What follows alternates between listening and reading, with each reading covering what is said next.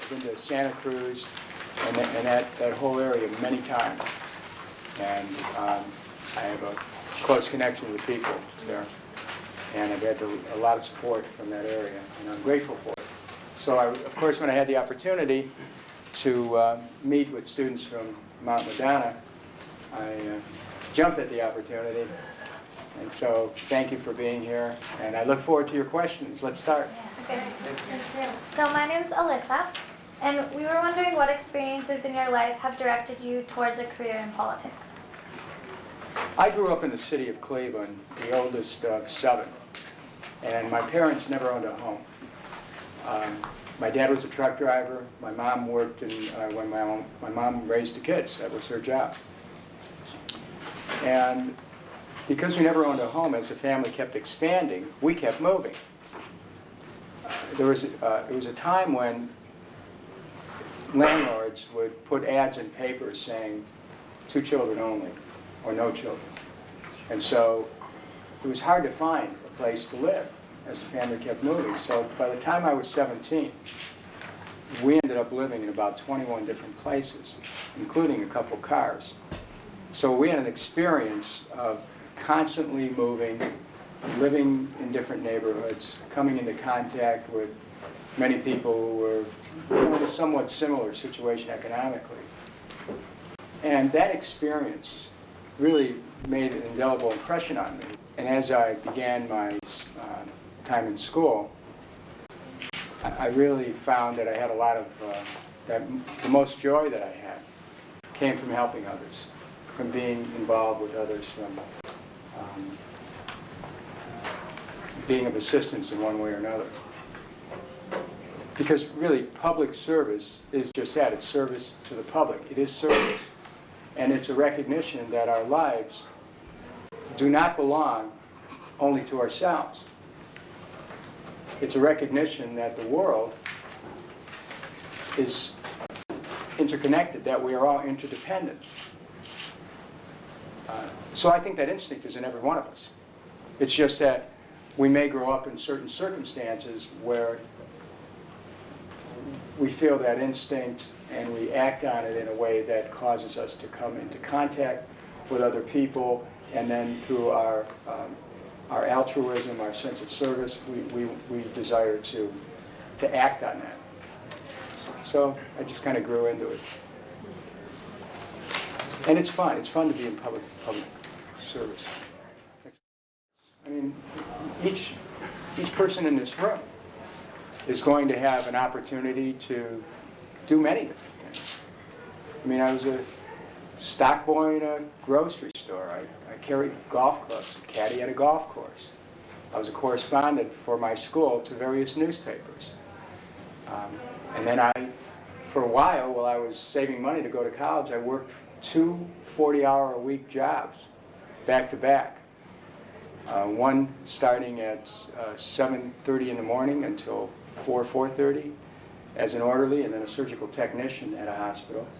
And then I worked at a newspaper as a copy boy from 5 to 2:30 in the morning. I did that for a couple of years. I worked 80 hours a week. And I also found a way to get some college courses, sandwich those in the middle. So I've had a wide range of work experience, but I also started in public life very early. I ran for city council in Cleveland just before my 21st birthday. Then they didn't have the 18-year-old vote. If they had, I'd have probably started even earlier. I got elected to city council at age 23. So I served in city council. I served as clerk of courts in Cleveland, which is a citywide elected office. I served as mayor of the city of Cleveland. I was a state senator, U.S. Congressman. So all of these, involved different types of work experience. All the experience I had prior to going into public life certainly informed my involvement in public life. I also did some sports writing part-time at the Plain Dealer at Cleveland, which I enjoyed very much. So all of our experience pours into who we are. And no matter what we do in life, it informs the work that we do. And with me, it's about constantly meeting people and being with people. That's how I learn. Next question. Hi, I'm Barbara. How did running for the President of the United States change your outlook of of the role of our government? Well, it's a great question because not many people do have that opportunity to run. And what I learned was this. Not my outlook on the government. I have a view of what government can be and should be. It really should be there for all the people. It should be there not just as a brokerage for various interest groups, but to help create conditions which can elevate the society.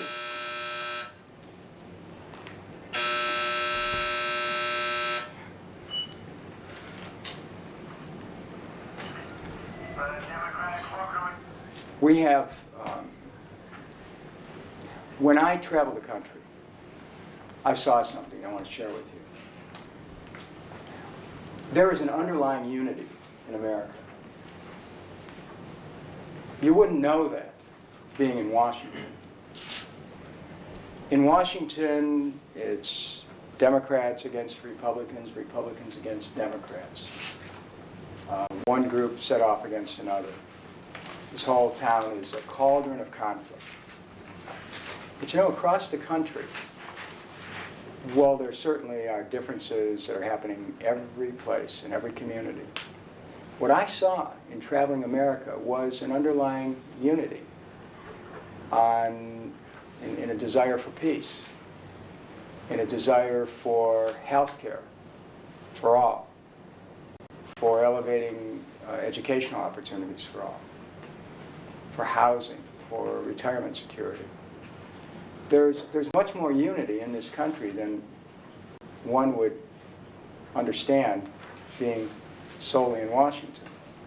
So it's not that I learned so much about the government that I didn't already know, but I learned about the American people in a way that suggests to me that our government really sells the people short, that there are ways in which the people are way ahead of where the government is.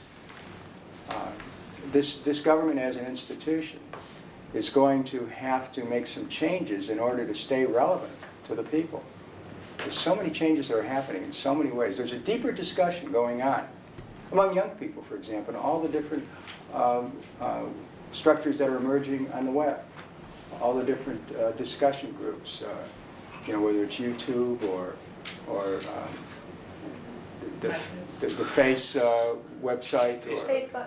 Right, Facebook.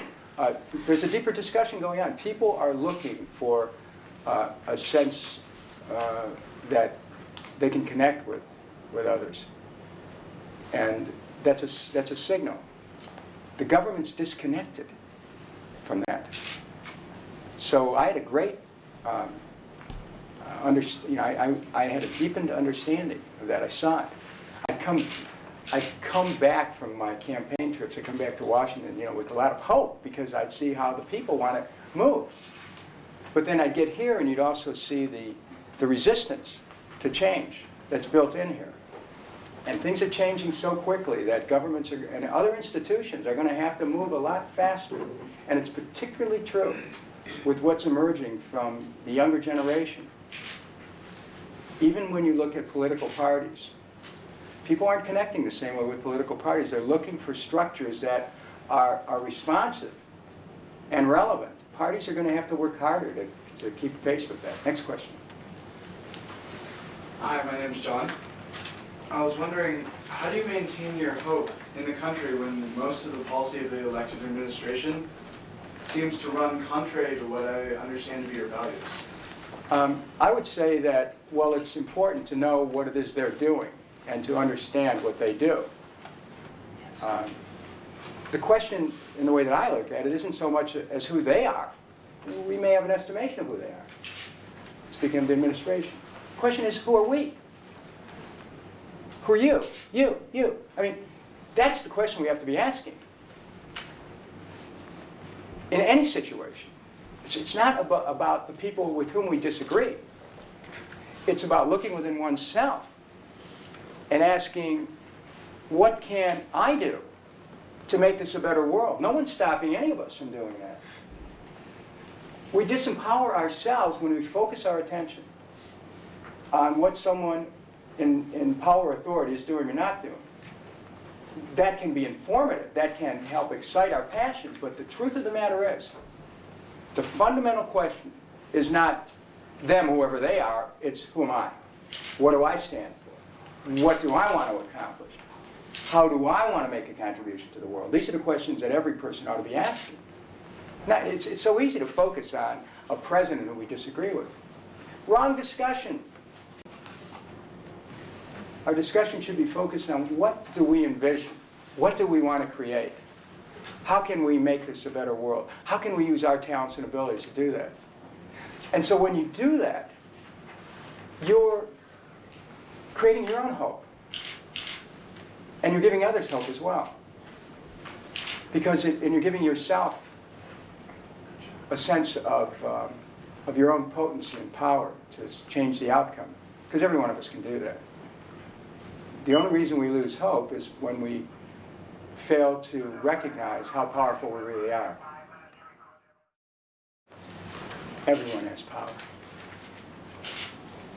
Power isn't conferred with a certificate of election. If anyone comes to Washington seeking power, they don't understand power. You don't become powerful because you're a member of Congress. There's an illusion of power attached to that. And if you become attached to that illusion of power, then if you're not a member of Congress, you don't have any power. If you become attached to the illusion of power connected with a committee, if you're not on that committee, then you're not powerful anymore. But a deeper discussion of power demands an understanding of oneself and one's relationship to other people and the world. Because when you come to an understanding of who you are and what your purpose is in life, your alignment with that purpose is power. When you let that purpose unfold, that in itself is an unfolding of energy. The energy of your life is power. So we all have power. There's an element which runs counter to power, and that's force. The attempt to impose will over someone else's choice.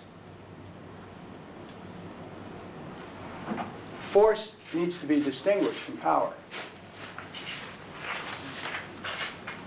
It's almost as if the real debate is between will and love. Love lets people unfold to their highest purpose. Will tells people this is what you must do because I demand it. So every question that any one of us asks here requires that we try to go deeper. Because so much of what happens in Washington is superficial. And all of the coverage here is coverage on the surface. The conflicts between individuals, the striving for one office or another.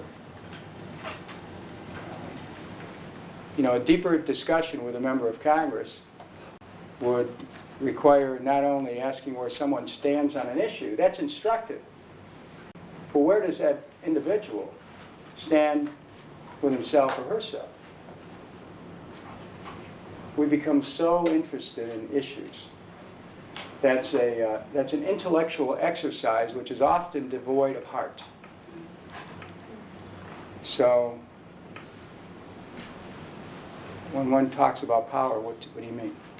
You know, that's kind of where I'd want to start that discussion. Next question. Yes. Hi, my name is Eddie.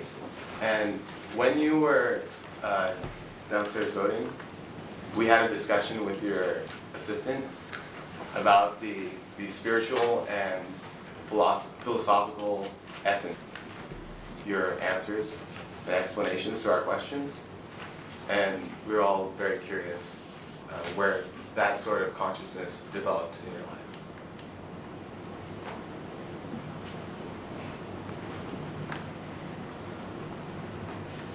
from literature, from the English Romantic poets, from Roman Catholicism, from mysticism, from the writings of Gandhi, from an understanding of Hinduism and Buddhism, and as I mentioned earlier, Catholicism, of theism and atheism, of studying quantum physics.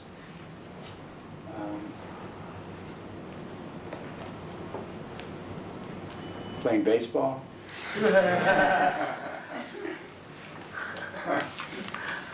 Football. From being a father.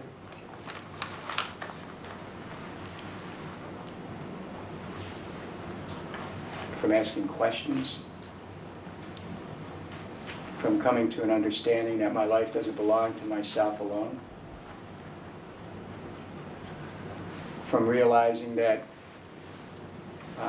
I, and by reference anyone else, that we are multidimensional beings, that there's a physical element to who we are, there's an emotional element, intellectual, spiritual, that we exist simultaneously on so many different levels as beings. That our thoughts matter, our words matter, our actions matter, they need to be integrated.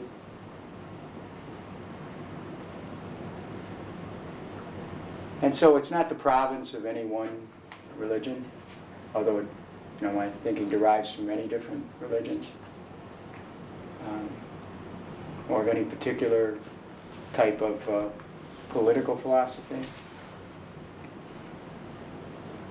There is a Hindu writer by the name and statesman by the name of Sri Aurobindo. When I started to read his works, it kind of opened up my eyes about the connection between the material and the spiritual world. Now, my study of Roman Catholicism also reflected on that, and I saw it in a different light when I started to study Aurobindo. I see this constant interplay between the material and the spiritual world going on all the time.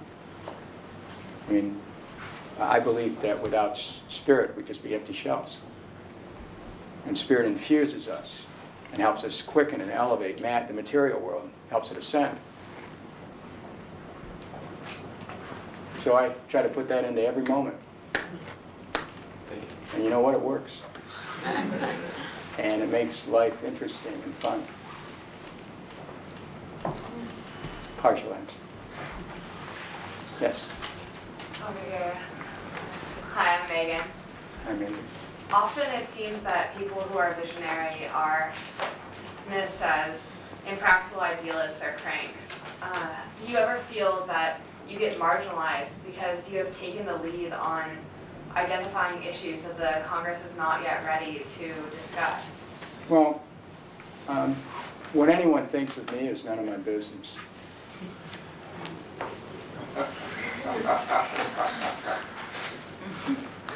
I cannot give anyone the power to minimize my purpose. Nor should any of us. Why would any of us give someone else the power to judge our dreams? Why? Why would we do that? So, it's always important as a representative for me to ask my constituents for their opinion. And I care deeply about what they think about the issues that I'm addressing on their behalf here in Washington.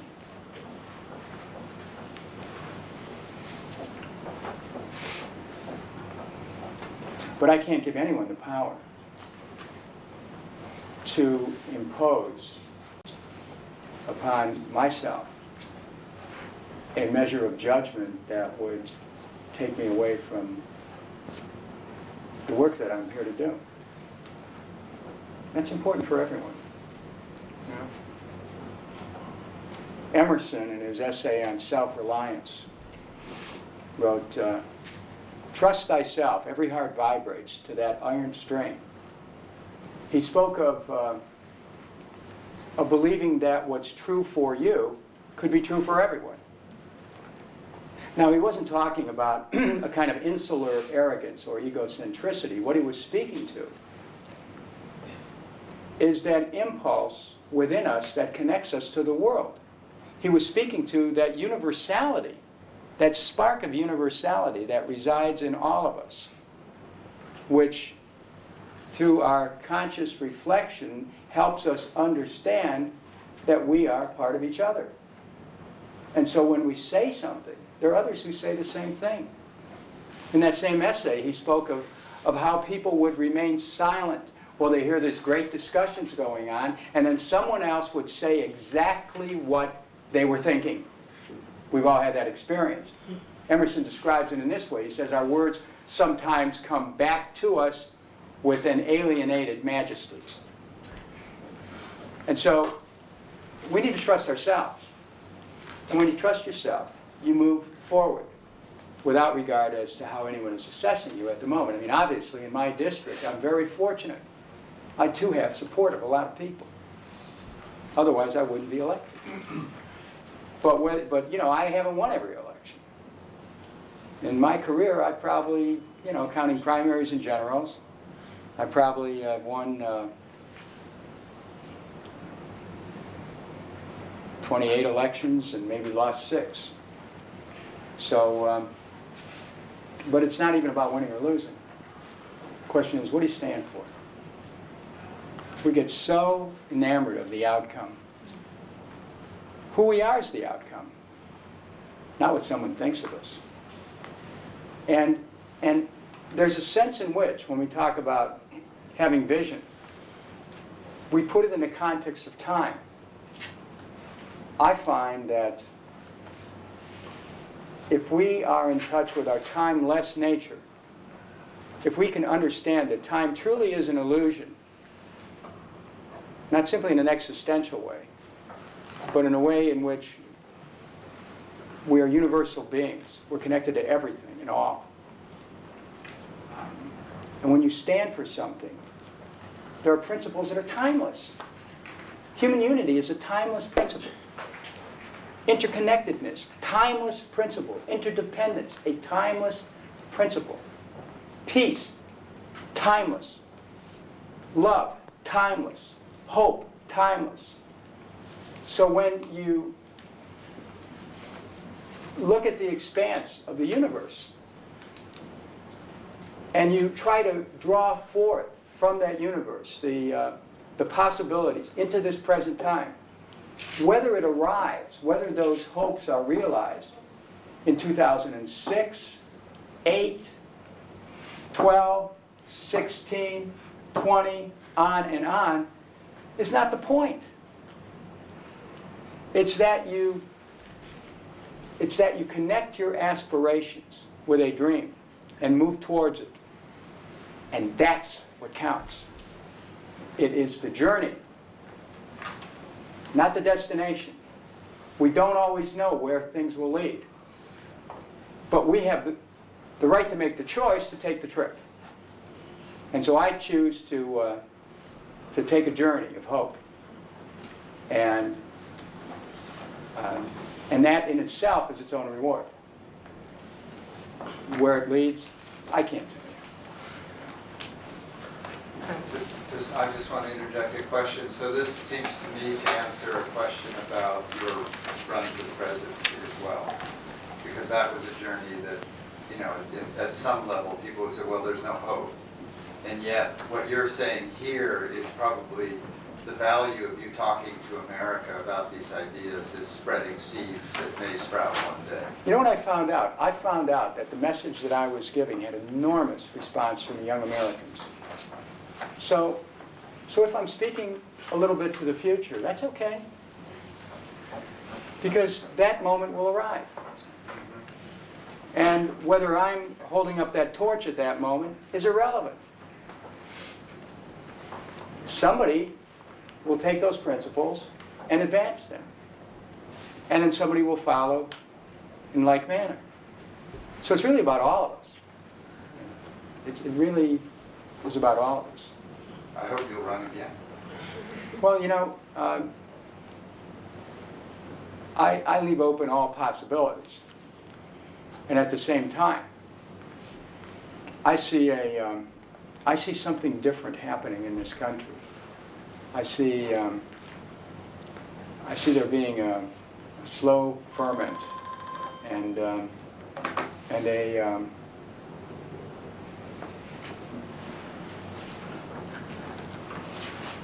kind of a percolation even of energies that are occurring. It's starting really with younger Americans. You're starting to look at the world a little bit differently, and it's going to have a real impact. It's going to have an impact on political parties, on the system of government, on what America does in the world. Why did I come back here? Because I see you as being part of that new potential for America in the world. That's why I came back. I mean, I really believe this. I know this. I know it from where I've been. And you just happen to, be from a place where there is a nurturing of that impulse. But it's up to you to take it to another step. And I would urge you to do that. I mean, I've got a website at kucinich.us, which I would invite any of you to go to. I have an email, dkucinich@AOL, which, if you've got any ideas, glad to hear from you. We're looking, you know, what I'm looking to do this is beyond who wins elections. It's really about seeing what we can do to create a new society. I mean, elections come and go. What are we left with? Do we have a society which is more peaceful? Do we have a society which really cares about the education and the health of the individual? Do we have a society which has a view of what we can do to tap the collective energies of our people? What are we doing about protecting the climate of the globe itself, lest we forget? You're blessed in the Santa Cruz area with this great natural beauty. And having traveled the country, it was interesting that so much of my support tended to come from some of the most beautiful places in America. Why? Because principles of beauty help inform our eye, which informs our inner vision about the archetype of beauty that the whole world can share in. Keats once wrote that a thing of beauty is a joy forever. We have the opportunity of creating a more joyful world by reaching for the beauty that's in the world and the beauty that's inside of each one of us. And so you have a chance of connecting with that and sharing it with the world. And it's really, in a sense, an obligation. So I invite you to participate. This idea for Department of Peace is really about creating a culture of peace and a structure to help facilitate the culture. So I invite you. You know, I'll be out in your area again. I mean, there are things that we can do, things you can do now, and start connecting with people across the country and around the world. And my wife and I were talking about this the other day, and looking at some of these websites I talked about earlier, where people are actually creating their own alter egos and act through the web community through these alter egos. And Elizabeth was telling me, what if we worked with others to create a site called The Perfect World, where we actually did some modeling of how we would act if the world were truly perfect. And then, if you could get enough people involved in that community would then create the model for how we would create the world in this dimension, tapping our multidimensional natures. mean, there's so many different possibilities. Very exciting, actually. And you can help, you can help create so many different possibilities. And that's what you ought to be thinking about. You, as a group, just as a group, in talking about some of these things that we've discussed today. Can't even imagine what you could create, just as a group, from a school in Santa Cruz, and Watsonville. I mean, there's no limits. So don't limit yourself. Don't let anyone else limit you. Thank you. Thank you so much.